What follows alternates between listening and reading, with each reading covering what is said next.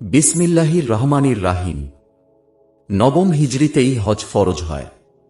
হুদাইবিয়ার সন্ধির পর থেকে ইসলাম প্রচারের পথের যাবতীয় বাধাবিঘ্ন দূর হয়ে যায়। চারদিক থেকে দলে দলে মানুষ মদিনায় এসে ইসলাম গ্রহণ করে। হজরত নবী করিম সাল্লাল্লাহু আলাইহি ওয়াসাল্লাম দূর দূরান্ত থেকে আগত লোকদেরকে ইসলাম গ্রহণ করা এবং রাষ্ট্রীয় অন্যান্য জরুরি কাজে ব্যস্ত থাকায় এবছর নিজে হজে যেতে পারেননি। সুতরাং তিনি হজরত আবু বকর রাদিয়াল্লাহু তাআলা আনহুকে আমিরুল হজ নিযুক্ত করেন। তিনি ৩০০ যাত্রীসহ মক্কায় যাত্রা করেন। তাঁর যাত্রার অনতিকাল পরেই সূরা বারাত নাজিল হয়।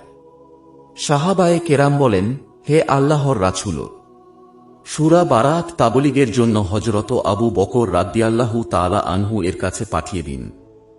রাসূল সাল্লাল্লাহু আলাইহি ওয়াসাল্লাম বলেন, আমার পরিবারস্থ কোনো অতি নিকট আত্মীয় ব্যক্তি এর তাবলীগ করবে, কারণ শত্রুরা সন্ধির শর্ত ভঙ্গ করেছে।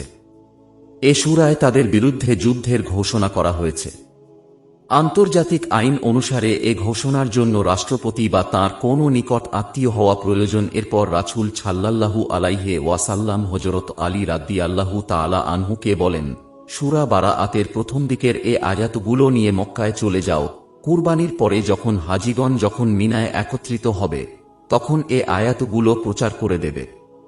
হযরত আলী রাদিয়াল্লাহু তাআলা আনহু রাসূল সাল্লাল্লাহু আলাইহি ওয়াসাল্লাম এর উইর ওপর আরোহণ করে তাঁর ফরমান সহ মক্কা যাত্রা করেন।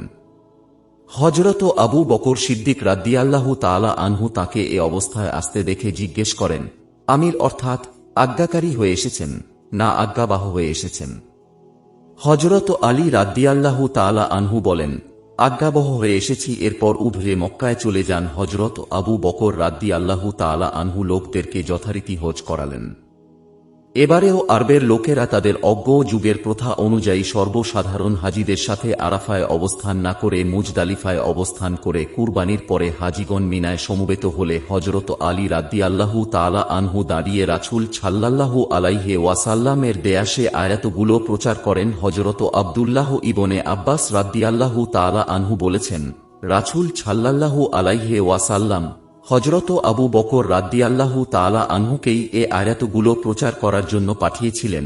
এরপর রাসূল সাল্লাল্লাহু আলাইহি ওয়াসাল্লাম তাঁর পিছনে হযরত আলী রাদিয়াল্লাহু তাআলা আনহুকেও পাঠালেন।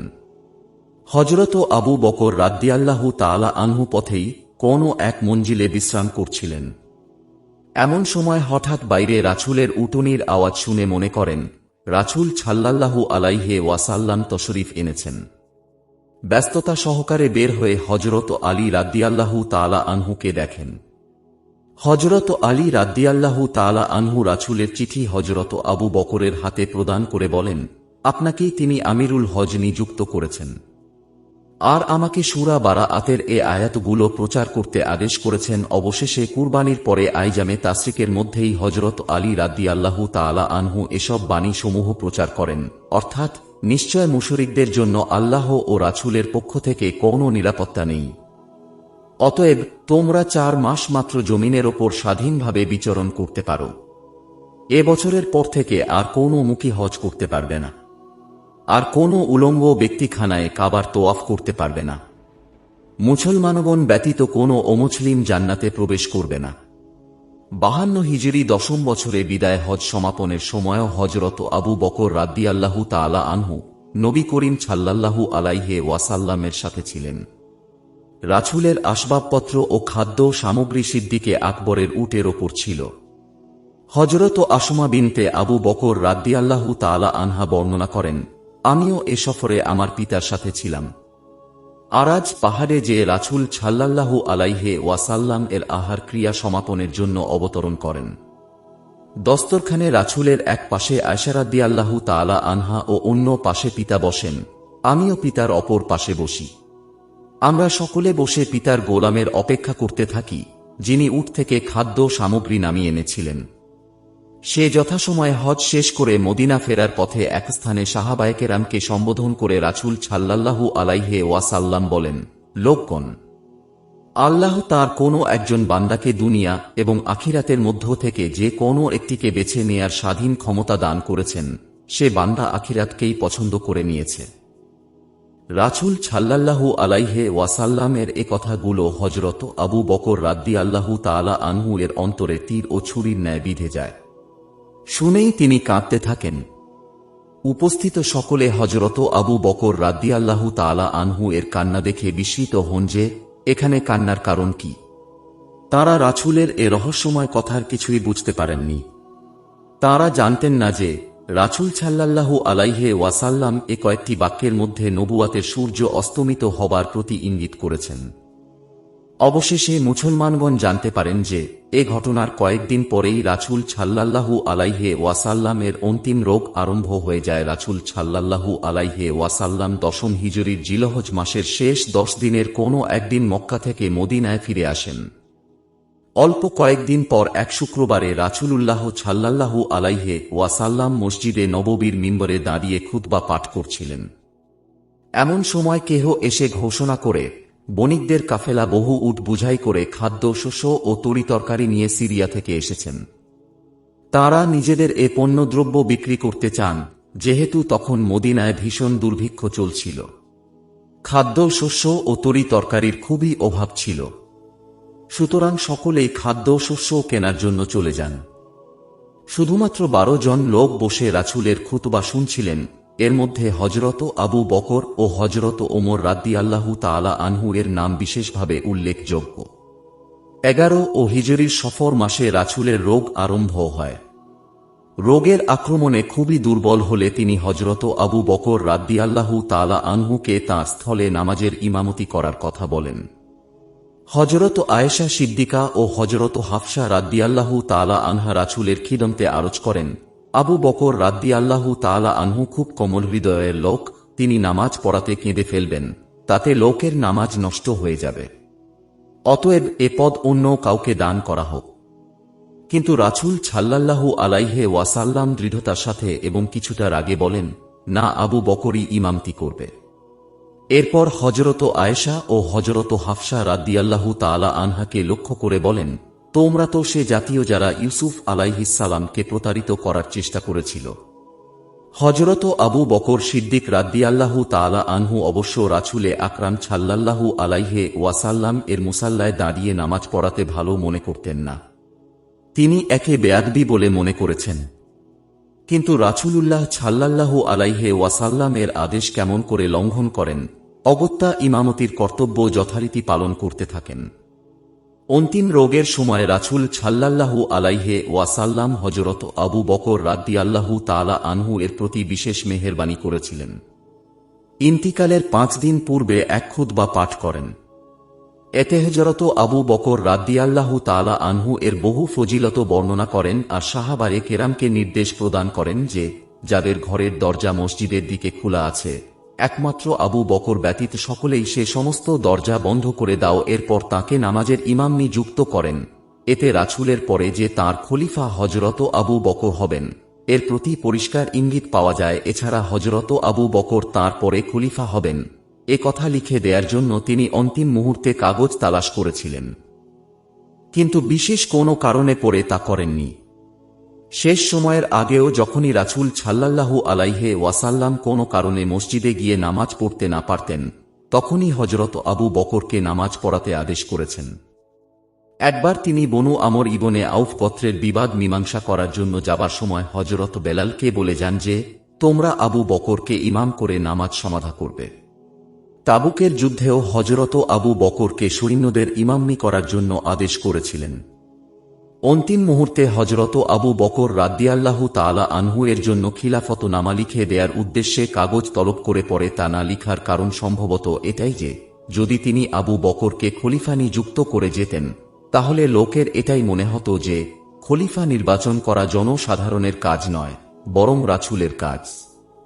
এ ভ্রান্ত বিশ্বাসের দরুন ইসলামের বা ধর্মের কি ক্ষতি না সাধিত হতো।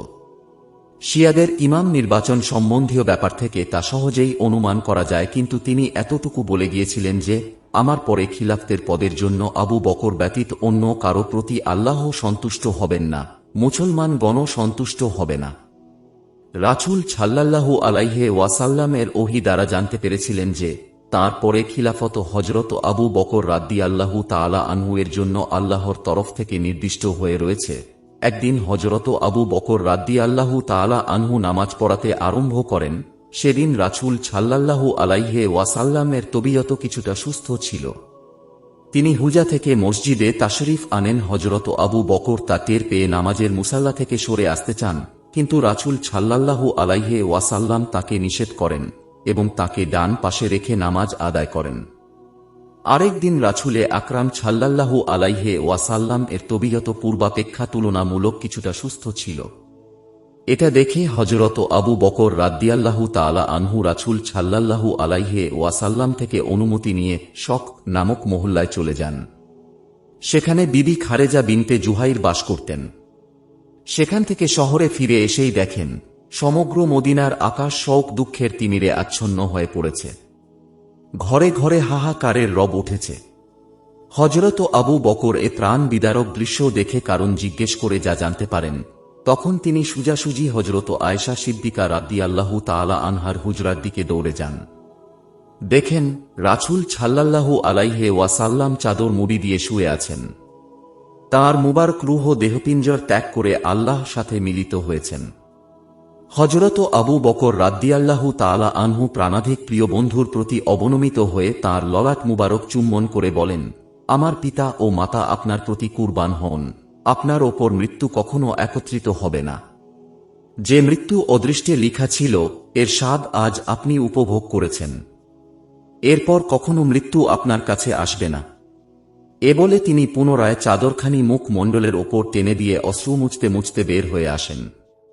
তখন মসজিদে নববী এবং তার প্রাঙ্গণ নবীজির ভক্ত বৃন্দে পরিপূর্ণ ছিল। হযরত ওমর রাদিয়াল্লাহু তাআলা আনহু শোকের আবেগে চিৎকার করে বলছিলেন, ভাই সকল, নবীজি ইন্তিকাল করেননি। হযরত মুসা আলাইহিস সালাম এর ন্যায় আল্লাহর সাথে সাক্ষাৎ ও আলাপ করতে গিয়েছেন, এখনই ফিরে আসবেন। আবার আবেগের সাথে তরবারি ঘুরাতে ঘুরাতে বলছিলেন, যে বলবে নবীজির ইন্তিকাল হয়েছে, আমি এখনই এ তরবারি দ্বারা তার মাথা উড়িয়ে দেব। এ দৃশ্য দেখে হযরত আবু বকর রাদিয়াল্লাহু তাআলা আনহু অকস্মাৎ ঘোষণা করেন। হযরত আবু বকর রাদিয়াল্লাহু তাআলা আনহু এর গুরুগম্ভীর স্বর উপস্থিত লোকদের কানে আসা মাত্র সমস্ত হাহাকার স্তব্ধ হয়ে যায়। হযরত ওমর রাদিয়াল্লাহু তাআলা আনহু নীরব হয়ে তাঁর কথার প্রতি মনোনিবেশ করেন। হযরত আবু বকর রাদিয়াল্লাহু তাআলা আনহু উপস্থিত জনতাকে সম্বোধন করে বলেন, হে লোক সকল, মনে রাখবে যে হযরত মুহাম্মদ সাল্লাল্লাহু আলাইহি ওয়াসাল্লামের অনুসরণ করেছে সে জেনে রাখুক যে তিনি আর ইহলকে নেই, তাঁর ইন্তিকাল হয়েছে। আর যে আল্লাহর ইবাদত করে সে যেন মনে রাখে যে আল্লাহ চিরঞ্জীব এবং অমর। তিনি সর্বস্থানে সর্বদা অনন্তকালের জন্য বিরাজমান আছেন ও থাকবেন। এতটুকু বলেই তিনি কুরআনে পাকের এ আয়াতটিও তিলাওয়াত করেন, মুহাম্মদ সাল্লাল্লাহু আলাইহি ওয়াসাল্লাম আল্লাহ প্রেরিত একজন রাসূল ছাড়া আর কিছুই নন। তার পূর্বে বহু রাসূল এসেছেন এবং ইহলোক ত্যাগ করে পরলোকে চলে গিয়েছেন। অতএব হে মানবগণ, যদি মুহাম্মদ সাল্লাল্লাহু আলাইহি ওয়াসাল্লাম স্বাভাবিকভাবে মৃত্যুবরণ করেন বা যুদ্ধে নিহত হন, তাতে তোমরা কি ইসলাম ধর্ম ত্যাগ করে তোমাদের পূর্ব অবস্থায় ফিরে যাবে? জেনে রাখো যে পূর্ব ধর্মের দিকে ফিরে যাবে সে কখনো আল্লাহর কোনো ক্ষতি করতে পারবে না। হযরত আবু বকর রাদিয়াল্লাহু তাআলা আনহু এর সংক্ষিপ্ত অথচ গুরুগম্ভীর এ ভাষণ শুনে সকলে হাহাকার ও অস্থিরতা ত্যাগ করে নীরবে শোক সাগরে নিমজ্জিত হয়।